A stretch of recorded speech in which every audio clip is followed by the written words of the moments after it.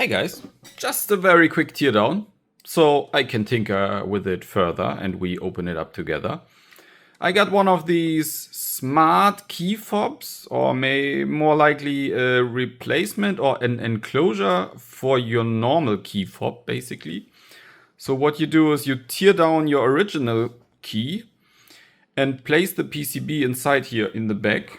So you can basically just open it up in some way.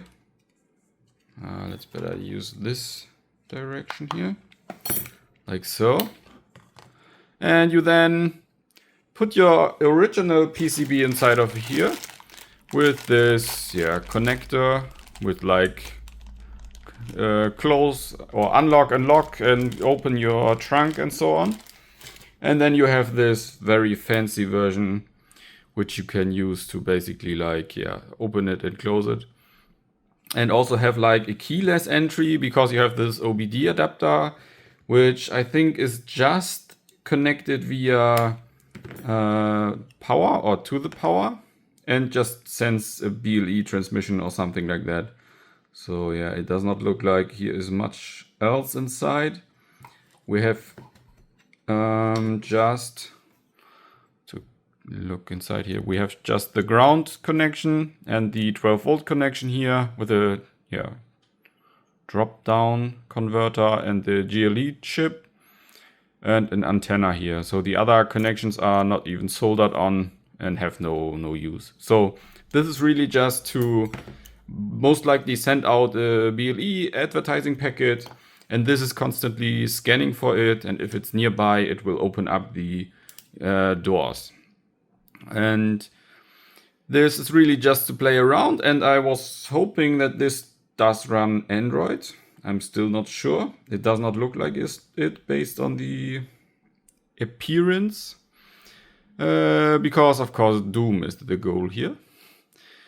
I personally do not have a key I can use for it, because you need to have a car where you have this start and stop button, so you cannot have a real ignition. So yeah, let's take a look inside and see what chip we can find here. So what really drives it? It is charged via USB and has the battery somewhere inside and claims to be 600 milliampere hours. So it's not too big, and I would expect you to be charging it more often than your normal key. I'm just now first unscrewing every screw I find. It's like 4, and then maybe let's also just remove that sticker, and that we can find some PCB namings already. So we have like RX and TX, and the P03 pin is most likely like a bootloader pin, but there's hints on it not being Android, because then it would have like basically a different naming. Let's see, we can maybe remove this antenna here or whatever this is. Yeah, this seems to be the antenna. Maybe we can unclip the sides. Yeah, that looks good. That will put it down like so. And maybe this was it already, and we can split the main body apart. Let's just try it out. Okay, so most likely we have to remove the sticker from the antenna, because the plastic will go through it. Most likely it is just something like these smart watches, basically. You have like super cheap GLE chips inside, or these Bluetrum, and not much more, because you do not really need any big power for this type of function. So here's also a clip, but cannot get it away good enough. Do not want to destroy this already. So yeah, there was a clip. And there's another one. Yeah, but I think this clip does need to go away. So we can maybe unplug the screen itself, which seems to be behind this flap. Yeah, okay, so the top needs to go away like this. Perfect. And we have 2 more screws. Also good. Let's also remove them. This will help in getting it apart. Like so. And yeah, that looks good. So we have the screen to the front and the touchscreen. So we need to just get the PCB out of the way so we can unplug the connector of the screen and touchscreen basically.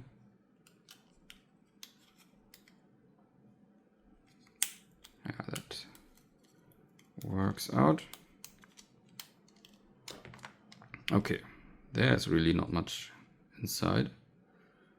Okay, unexpected. Seems to be a Realtek chip. But let's also unplug the rest. We have a bit of nano tape here to hold in the screen connector. Normally it should be possible to just move it away again without destroying it.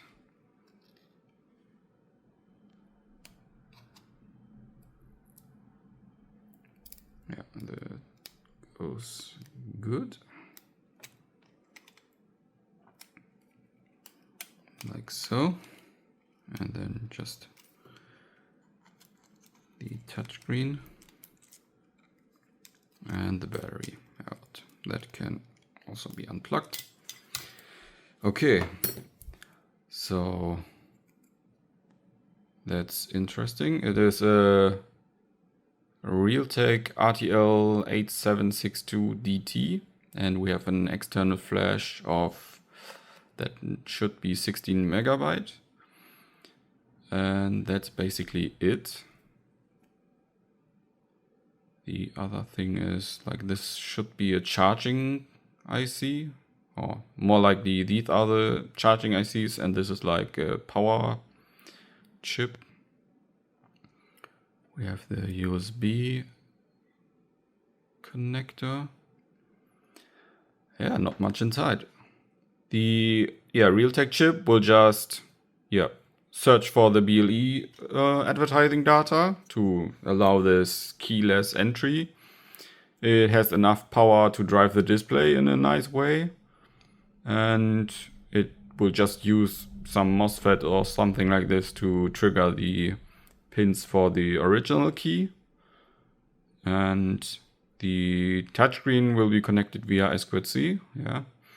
The display via like SPI or even 8-bit mode, but no, that's 2 little pins. And this RTL chip is basically also just an ARM. And just lately I was able to get code execution of these. So let's see if it has enough RAM, and I will come back with some Doom running on it, for the sake of it, of course. So yeah, there goes my dream. The RTL8762DT unfortunately only features 192 kilobyte of RAM. And this is not enough at all to run Doom, while we would have enough flash, because as you can see it's only external here. And we know it has a 16 megabyte of external flash, which would be enough. The Doom environment just needs more RAM to run. So what else? For once, the port here is really for the bootloader. And while we simply could dump the external flash, as this is the only flash available, we can also utilize their own tooling, so the Realtek MP tool, and dump the whole flash that way and have it in clear text afterwards. So we could just also flash a new firmware, and this firmware could be anything, just not Doom right now. And yeah, I hope you still like the teardown overall. And these strange Key-fobs are really popping up on Aliexpress.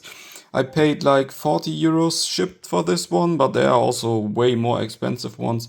And it would be just so funny if this thing would have run Android like any other strange type of device. But yeah, there we go. Have a great day.